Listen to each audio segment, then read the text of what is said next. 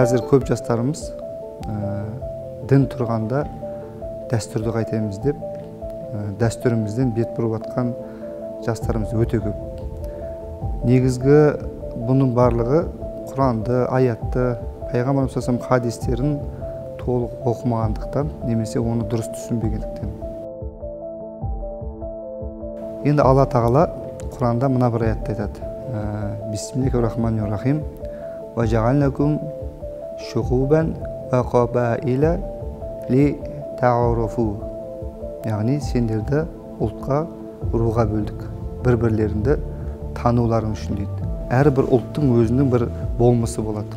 Сол арқылы әрбір ұлт бір-бірін таниды. Мысалы, қазақ оюлы шапан, оюлы тақия деген сияқты сыртқы көрінісі.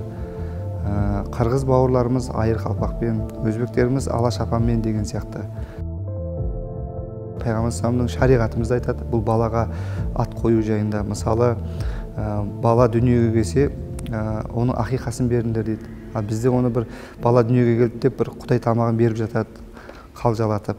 Үйді айналып жүгірме деп айтатын бізге бала кезімізде. Сосын күлді баспа дейтін. Үйді айналма дегенде бұл шариғатымызда қағбаны ғана айналу керек екен.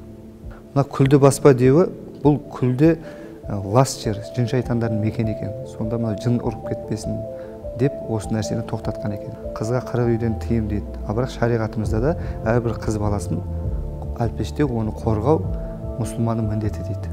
Ол 40 үйден тыйым деген, әрбір 40 үйдегі 40 үйге дейінгі жалпы бір ауыл қыз баласын тәрбиелеу керек дейді. Ол ешқандай ел өзінің салт дәстүрінсіз бір ғана дінді ұстанып жүру деген ол мүмкін емес нәрсе. Совет өкіметінің кезінде дейді, аталарымыз айтады, бұл Совет өкіметінің кезінде дін қалай сақталып қалды дейді. Дін қалай сақталып қалды?